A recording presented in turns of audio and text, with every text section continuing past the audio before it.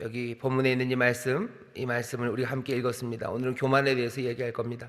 어제 말씀드린 것처럼 교회가 종교개혁 이후에 소위 말하는 프로테스탄트에서는 그렇게 많이 다루지 않았어요. 왜냐하면 7가지 죄라는 이야기가 성경에 없기 때문입니다. 성경에 죄 중에 중요한 거 7개가 있다 이렇게 가르치신 적이 없기 때문에 개신교 특히 프로테스탄트에서는 말씀 중심으로 가르치다 보니까 7가지 죄 이런 가르침은 생략되어 있었습니다. 하지만 그렇다고 해서 그 7가지 죄가 없는 것은 아니에요. 성경에 7가지라고 딱 묶어놓지는 않았지만 정말로 하나님의 말씀을 살피고 또 우리의 삶을 돌아볼 때 많은 죄악된 행동들의 뿌리가 되는 큰 죄가 있습니다.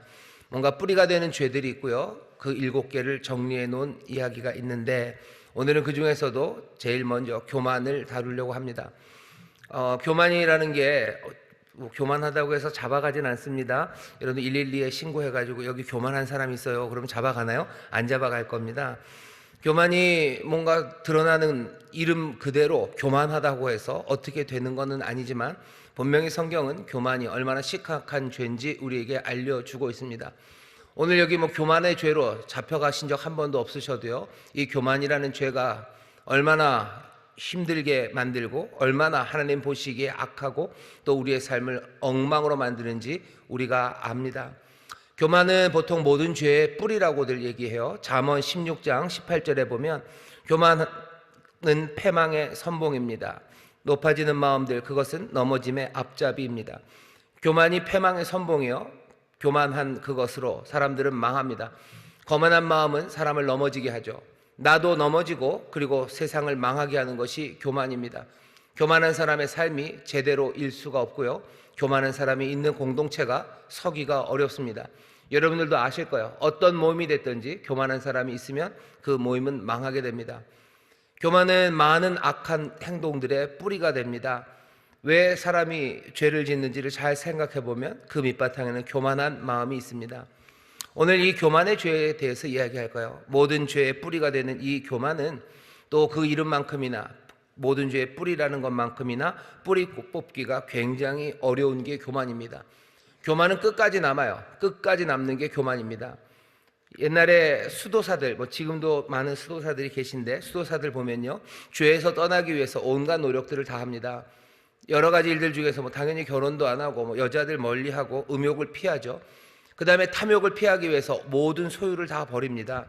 그리고 나태해지는 사람들 그것들을 채찍질하기 위해서 아주 근면하게 노동하고 일하고요, 악과 싸우고 죄와 싸우며 계속해서 살아갑니다.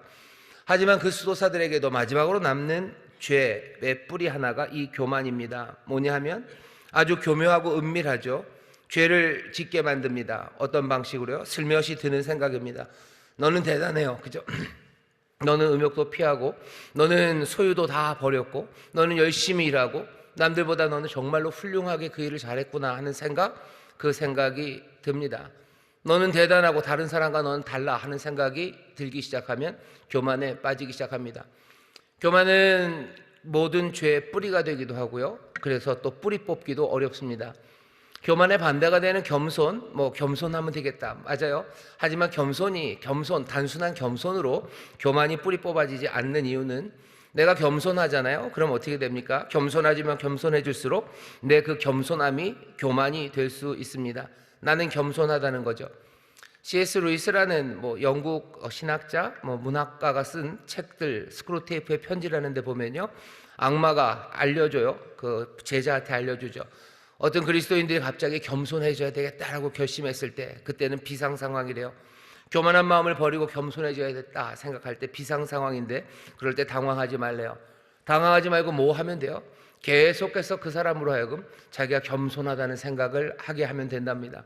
내가 겸손하지, 내가 겸손하지, 나는 교만한 사람 아니지, 나는 겸손하지. 어쩌면 그 생각만으로도 그 사람의 삶은 교만으로 다시 이끌어져 갑니다. 뿌리 뽑기가 굉장히 어렵고요, 이 교만은 어쩌면 누구나 이 교만의 위험에 다 노출되어 있습니다. 심지어 루시퍼라는 그 대천사도 이 교만 때문에 타락했습니다. 지혜로워요. 루시퍼가 우리보다 훨씬 더 머리 좋습니다. 루시퍼는 우리처럼 육체를 갖고 있지도 않아요. 그래서 뭔가 시험에 유혹에 빠질 일도 없어요. 그런데도 불구하고 이 루시퍼는 교만합니다. 이 얘기는 뭐예요? 거기에 비하면 우리 이 육신을 가지고 그리고 지혜롭지 못한 우리가 이 교만의 죄에 빠지기는 더더군다나 쉽습니다. 여기서 벗어날 수 있는 사람들이 많잖아요. 루시퍼도 교만의 죄로 타락했습니다. 뿌리 뽑기 어렵습니다. 단순히 겸손하게 살아야 되겠다라는 마음가짐으로 이 문제를 해결할 수도 없습니다. 교만은 더 사악한 것이요, 우리의 약점을 파고들 뿐만 아니라 우리의 강점도 파고듭니다. 그러니까 전천후예요. 가난하고 어렵고 못난 사람, 그런 사람에게만 문제가 되는 것 아니에요. 잘나고 훌륭하고 뭔가 가진 사람들에게만 또 문제가 되는 것도 아니에요. 모든 사람을 강점, 약점 다 후벼 파고 들어올 수 있는 게 교만입니다. 다른 죄악들은 우리를 하나님에게서 멀어지게 합니다. 하지만 교만은 우리를 하나님보다 더 높이려 해요. 그러니 더 가증스럽습니다.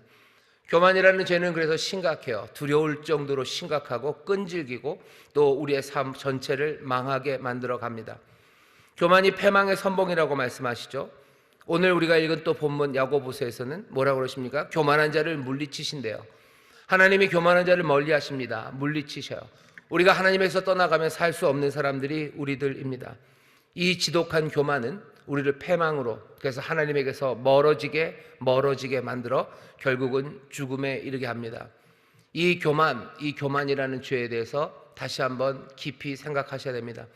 예수님께서는 우리의 모든 죄악을 다 담당하셨어요. 이 교만이라는 죄악을 담당하셨습니까?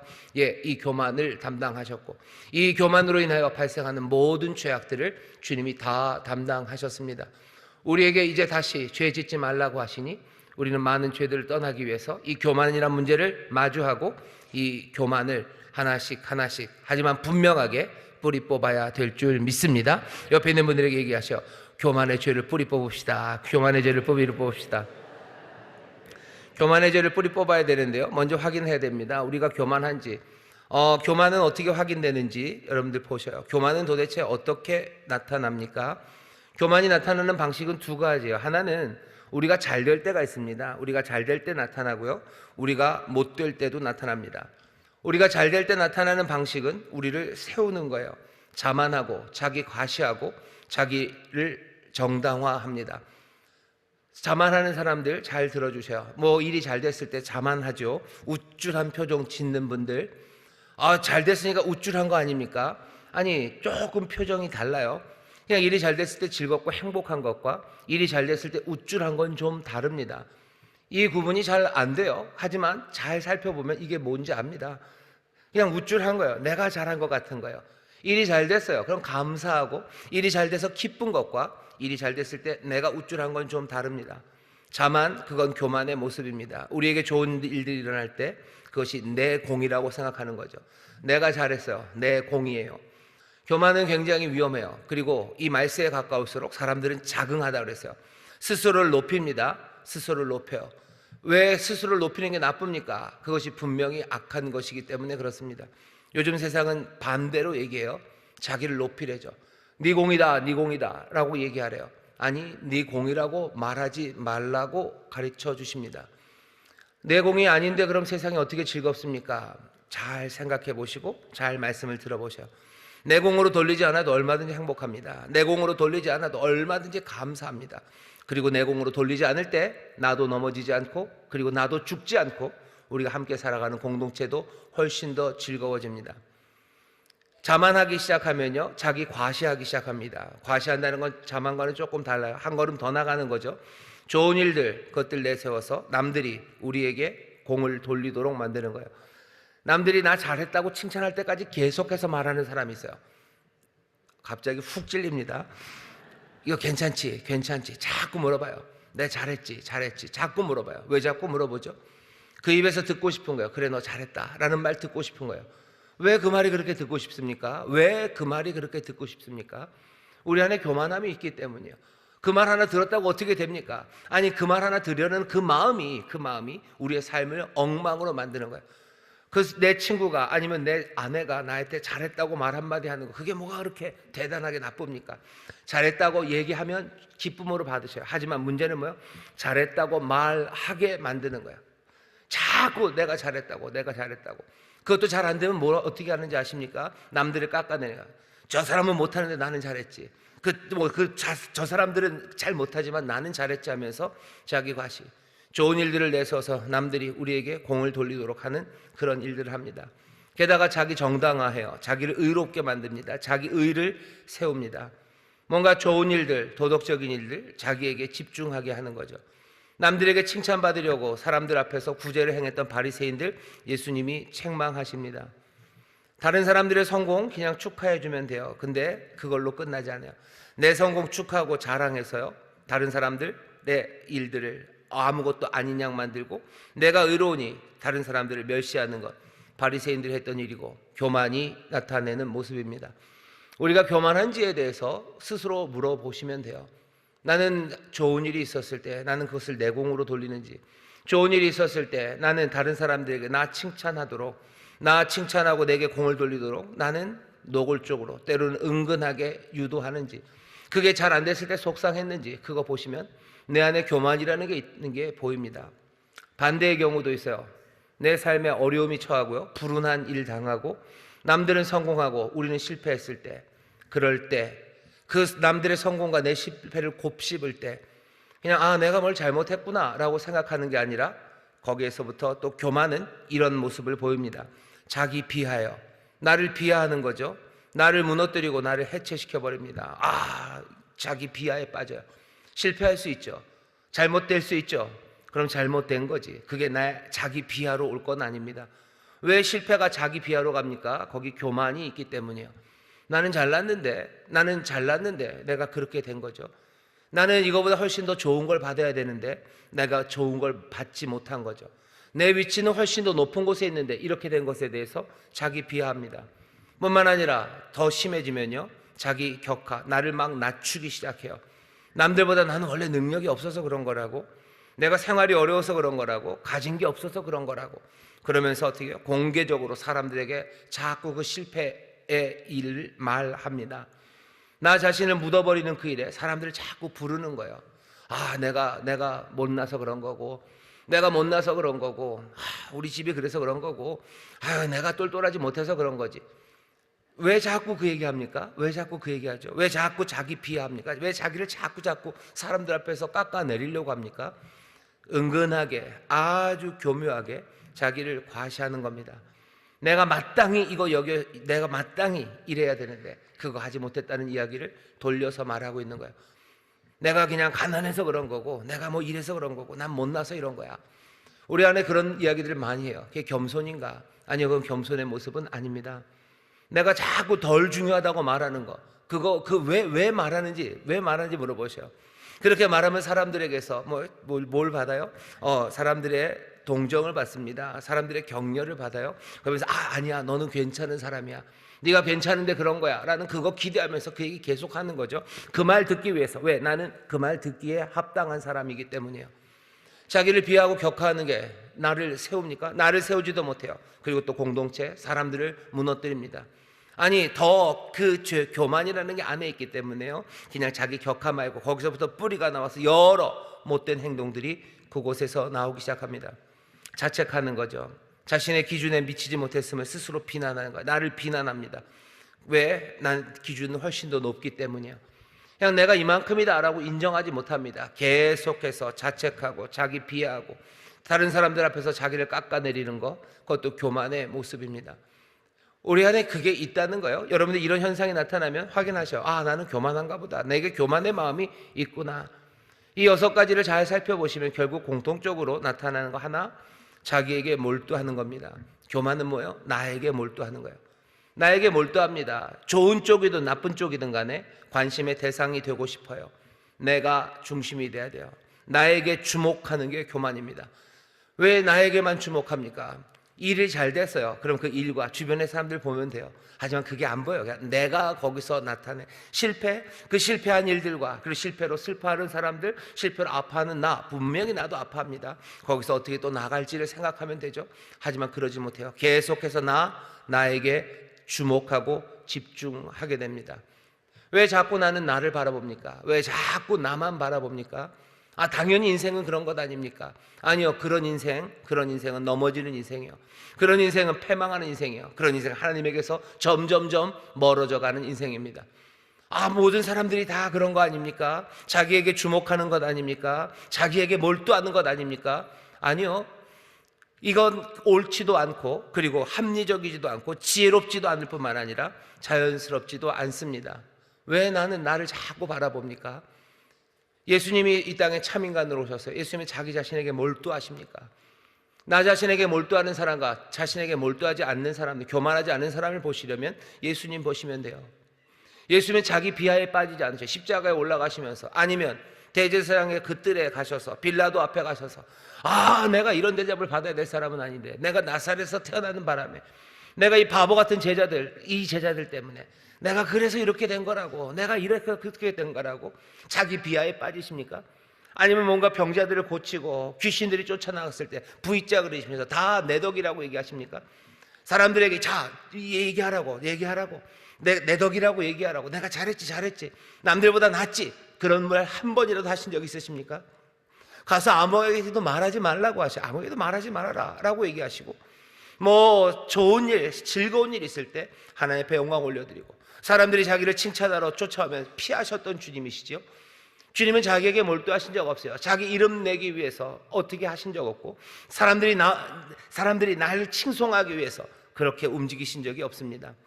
자기에게 몰두하는 그 교만은 분명히 자연스러운 일도 아닙니다. 그럼 이 교만은 어떻게 해결합니까? 교만이 자기에게 몰두하는 거예요. 자기의 실상을 제대로 보지 못하고 자기에게 몰두하는 것이기 때문에 이것을 치료하는 방법은 당연히 자기를 잊어버리는 겁니다. 자기를 잊어버리는 겸손, 그것이 이 교만의 문제에 맞설 수 있는 방법입니다. 그냥 겸손해야지, 내가 못났다, 나는 못났다고 나를 생각하는 게 아니에요. 자기를 잊어버리는 거예요. 나 자신을 보고 내가 누군지 알고, 그리고 나를 잊어버리는 사람, 자꾸 나를 잊어버리는 사람, 내가 남지 않는 사람, 그 사람이 겸손한 사람이고 그 사람이 교만을 이겨낼 수 있습니다. 베드로전서에 보면 비슷한 말씀이 있어요. 베드로전서 5장에 보면 이렇게 있습니다. 제가 읽겠습니다. 베드로전서 5장 5절입니다. 젊은 자들아, 이와 같이 장로들에게 순복하고 다 서로 겸손으로 허리를 동이라. 하나님이 교만한 자를 대적하시되 겸손한 자들에게는 은혜를 주시느니라. 교만한 자를 대적하셔요. 겸손한 자에게 은혜를 주십니다. 겸손한 자들에게 은혜를 주십니다. 어떻게 겸손할 수 있습니까? 베드로전서 5장 6절에 보면, 그러므로 하나님의 능하신 손 아래서 겸손하라. 7절입니다. 너희 염려를 다 주께 맡겨버리라. 어떻게 겸손할 수 있습니까? 염려를 다 주께 맡겨버리셔요. 교만한 사람은 그 염려를 다 스스로 짊어지겠다고 고집하는 사람입니다. 하지만 겸손한 사람은 그렇지 않아요. 우리가 무엇을 해야 될지 모를 때조차도 이 사람은 뭘 해야 되는지 정확하게 압니다. 하나님께 시선을 고정하는 거예요. 여호사밧이 역대하 20장에 보면 아람 군대와 싸웁니다. 게임이 안 돼요. 여호사밧이 어떻게 해야 될지 모릅니다. 여호사밧이 뭐라고 말합니까? 어떻게 할 줄을 알지 못하옵고 오직 주만 바라보나이다. 나를 바라보자. 내가 다 지지 않아요. 겸손한 사람은 뭐예요? 염려를 다 주께 맡기는 사람입니다. 염려를 다 주께 맡기세요. 그게 내가 교만함으로 내가 뭘 하려고 하다가 망하기 시작하는 거예요. 나를 바라보며 내가 어딘가를 이루어야 된다고 생각하기 때문에 이런저런 무리수를 두는 거예요. 말도 안 되는 짓 하고 쉽게 속아 넘어가고, 그리고 넘어집니다. 겸손은 우리가 무엇을 해야 될지 모를 때조차도 오직 하나, 주님을 바라보며 모든 염려를 맡기는 사람들입니다. 겸손과 착각하기 쉬운 게요, 자기 비방이요, 자기 경시입니다. 겸손한 사람은 그럼 나는 못났다라고 말하는 사람인 것 같으셔요? 아니요. 겸손한 사람이 나는 못났다고 말하는 사람은 아니에요. 예수님 겸손하십니다. 온유하고 겸손하셔. 그 겸손하신 예수님이 난 못났어, 난 지질이 못난 사람이고 나는 출신도 좋지 않고, 그런 얘기 한 번이나 하신 적 있으신가요? 없습니다. 겸손이 자기 비하 내지는 자기 비방, 자기를 경시하는 것, 그렇지 않습니다. 이건 오히려 교만이 만들어내는 거. 교만하니까 자꾸 그런 얘기하는 거죠. 겸손한 사람들은 자기 비방하지 않습니다. 겸손이라는 건 자신을 덜 중요하게 생각하는 게 아니라 자신을 덜 생각하는 거예요. 이것도 루이스라는 분이 하신 말씀입니다.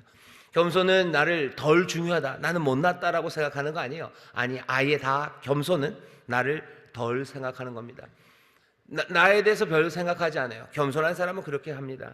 자신에게 집착하는 교만과 다릅니다. 자기를 점점점 잊어가는 겁니다. 교만의 죄에서 벗어나기 위해서 정말로 겸손을 배워가야 되는데, 겸손은 내가 아니라 나를 오히려 잊어가는 것, 거기에서 겸손이 시작됩니다. 이렇게 살아가는 사람들은 기뻐요. 이렇게 살아가는 사람들은 기쁩니다. 내가 겸손한지 살펴보려면요, 내가 기쁜지 보시면 돼요. 겸손한 사람은 시무룩하지 않아요. 겸손한 사람은 짓궂고 무슨 심술궂지 않습니다. 자기 경시하는 사람들은 심술궂어요. 그 사람들 늘 슬픕니다. 나는 못났어 그러고 슬퍼하면 그 사람이 겸손한 사람이 아니, 겸손한 사람은 기뻐요. 겸손한 사람은 심술궂지 않아요. 내 생각 별로 안 합니다. 나에게 대해서 집중하지 않습니다. 뭘 보는 거예요? 오히려 하나님 안에 있는 더 큰 만족들, 그 만족들을 보며 기뻐합니다. 겸손한 사람은 다른 사람들 무시하지 않아요. 다른 사람들 무시하는 일에 참여하지도 않아요. 다른 사람들의 약점과 못난 거 그거 보려고 애쓰지도 않아요. 그게 겸손한 사람들입니다. 다른 사람들에게서 관심 받으려는 생각 없습니다. 겸손한 사람은 그런 사람입니다. 그러니 다른 사람들에게 관심 받을 생각 없고 그냥 다른 사람들에게 좋은 일 있으면요, 얼마든지 진심으로 기뻐해 줄 수 있습니다. 여러분 겸손함으로 기뻐하시기를, 겸손함으로 하나님의 은혜를 누리시기를 주의 이름으로 축원합니다. 겸손하니 은혜를 누릴 수 있는 것, 주님을 더 신뢰하기 때문이에요. 겸손한 사람 기뻐합니다. 나 자신을 잊으면 잊을수록 좋아요. 나에 대해서 별로 생각 안 합니다. 겸손한 사람은 그런 사람입니다. 문제가 있죠. 교만이 그렇게 뿌리가 깊어서 우리는 늘 나 중심으로 나만을 바라보고 사는 사람이 어떻게 나를 잊을 수 있습니까? 어떻게 교만한 사람이 그러면 겸손해질 수 있습니까? 어떻게 나를 덜 돌보고 그렇게 내 실상을 찾을 수 있습니까? 방법이 뭐겠습니까? 그냥 겸손해야지라는 결단만 갖고는 안 됩니다. 왜? 교만은 뿌리 깊기 때문이에요. 이 방법이 전혀 없습니까? 그럴 리가요? 주께서 우리에게 십자가를 지시며 또 우리에게 죄악에서 벗어나라고 하실 때, 이 교만에서 떠나라고 하실 때는 분명히 그 길이 열려 있기 때문입니다. 어떻게 교만이 없어집니까? 첫 번째 생각하셔요. 우리의 마음이 돌아설 때입니다. 소위 말하는 회심의 경험이에요. 회심의 경험. 우리가 교만하지 않고 겸손하려면요, 하나님의 영광 앞에 서야 됩니다.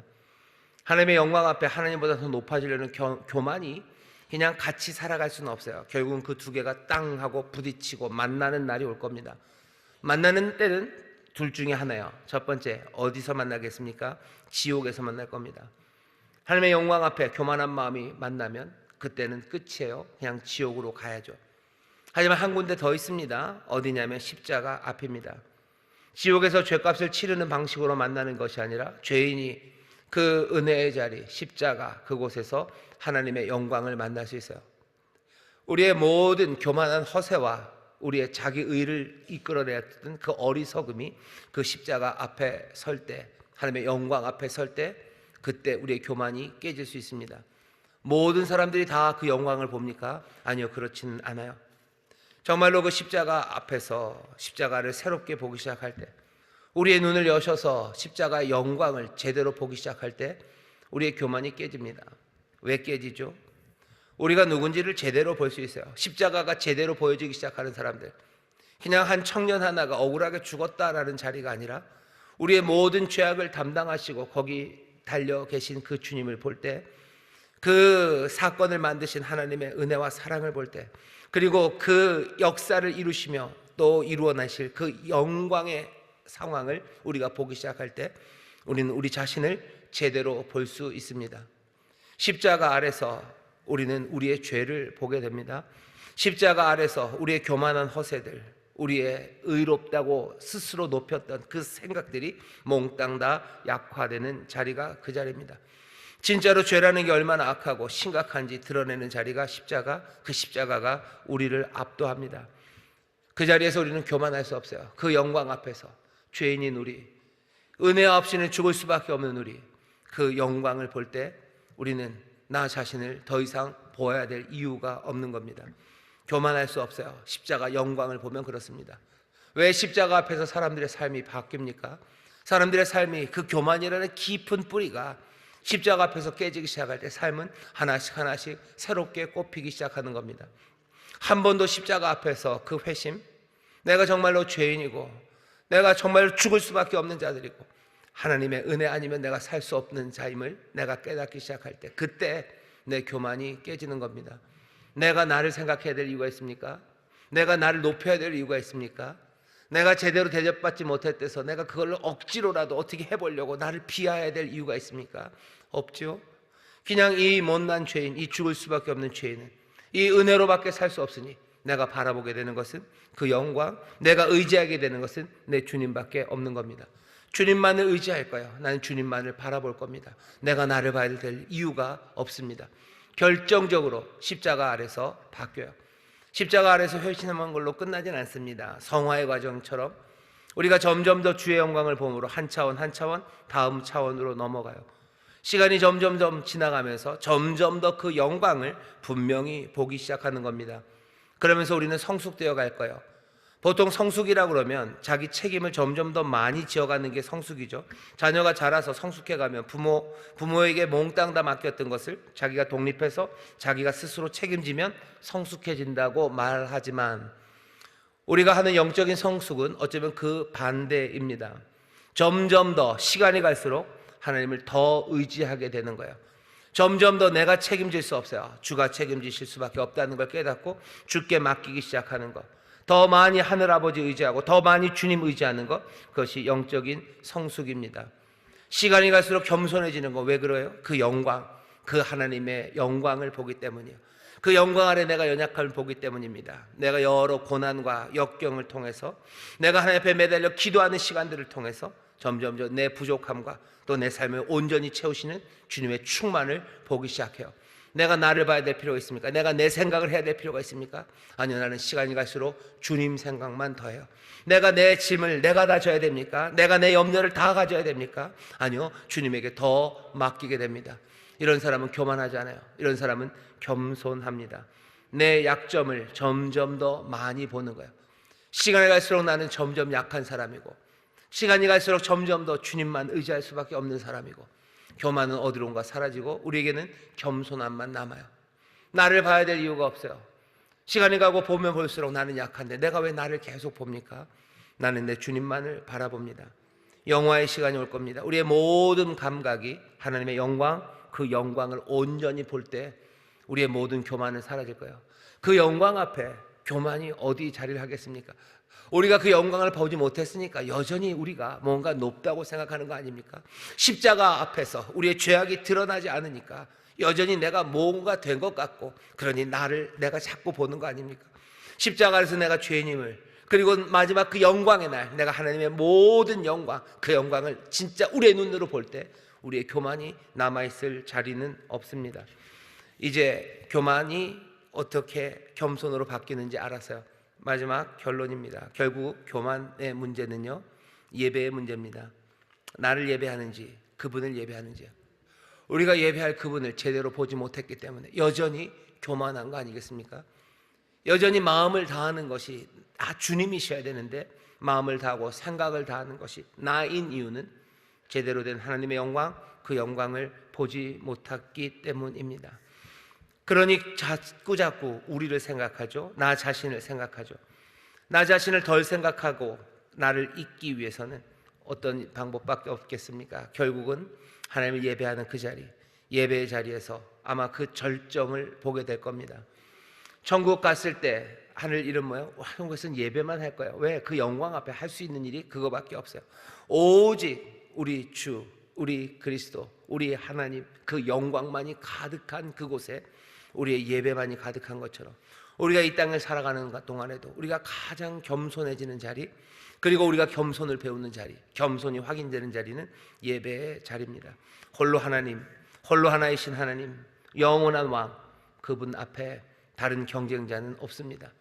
우리가 경쟁자가 될 수 없어요. 하나님만이 모든 예배와 찬양 받으시기에 합당합니다.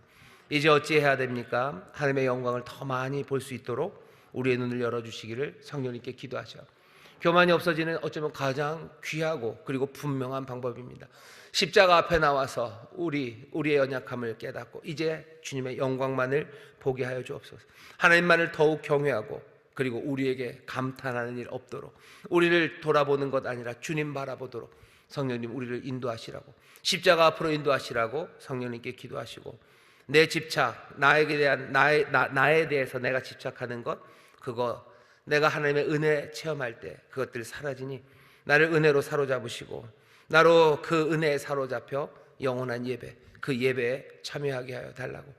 우리가 전심으로 하나님을 바라보며 찬송하기 시작할 때 나는 보이지 않아요. 주님만이 보입니다. 그 찬양의 불꽃 가운데 우리의 모든 교만을 다 태우시기를 우리는 기도하는 겁니다. 예배하는 사람들, 주님의 영광만을 보며 예배하는 사람들, 그 안에서 하나씩 하나씩 변화되어가는, 점점 더 분명하게 영광을 보아가는 여러분들 되시기를 주의 이름으로 축원합니다. 그렇게 교만은 어디론가 사라지고 나는 겸손한 사람이 되어, 나는 나를 생각하지 않습니다. 나를 덜 생각합니다. 내 생각 덜 나요. 주님 생각나고 주께서 또한 맡기신 다른 사람들, 사랑하는 다른 사람들 생각나요. 인생의 성공과 실패 가운데 나는 그냥 감사하고 기뻐할 뿐이에요. 내가 실패해도 나를 도우신 하나님 앞에 난 또 의지하지. 그것 때문에 내 비하에 빠지고 남들에게서 뭔가 동정을 사기 위해서 뭔가 몸부림치지 않습니다. 심술궂게 살지 않아요. 늘 기쁨과 감사함으로, 겸손함으로 사는 사람들, 패망이 아니라 하나님의 은혜를 누리는 겸손한 자들 되시기를 주의 이름으로 축원합니다. 기도하겠습니다. 하나님 감사합니다. 우리에게 교만의 죄가 있습니다. 이것이 우리를 망칩니다. 하나님에게서 은혜 얻지 못하게 합니다. 주여, 겸손한 자들 되어야 합니다. 결심으로 되는 일 아닙니다. 주여, 우리가 결심하며 우리를 또 집중하게 될 때 또 교만에 덫에 걸립니다. 우리가 다시 한번 우리가 누군지 우리의 실상을 십자가 앞에서 보게 하시고 그 영광을 바라보니 아버지 하나님, 우리가 아니라 주님만을 바라보는 하나님의 자녀들 되게 하여 주옵소서. 성령님 우리의 눈을 여셔서 십자가 영광 보게 하시고 거기 달리신 놀라우신 우리 하나님, 또 우리 주 예수 그리스도의 그 영광, 그 능력, 그 은혜 보게 하여 주시사 주여, 그 앞에서 우리의 모든 교만함이 다 내려놓아지게 하여 주옵시며 온전히 주님만을 바라보는 자들 되게 하여 주옵시고, 인생의 모든 고난과 역경, 성공 가운데도 점점 더 주님만을 의지해 나가는 이들 되도록 성령님 또한 인도하여 주시옵소서. 영광의 그날을 우리가 또한 봅니다. 아버지는 모든 교만은 다 사라지고 오직 주님만 찬양하며 주님만을 높여드리는 그날이 우리 가운데 올 것을 우리가 아오니 그날을 기대하며 또 오늘 더 뜨겁게 예배하고 더 그 영광에 집중하며 주님만 바라보며 살아가는 우리 모두가 되게 하여 주시옵소서. 이 삶이 복된 삶인 줄 믿습니다. 이 삶이 감사와 생명 가득한 삶인 줄 믿사오니 주여, 교만을 버리고 아버지는 겸손함으로 살아가는 하나님의 자녀들 되게 하여 주옵소서. 감사드리며 예수님 이름으로 기도하옵나이다. 아멘.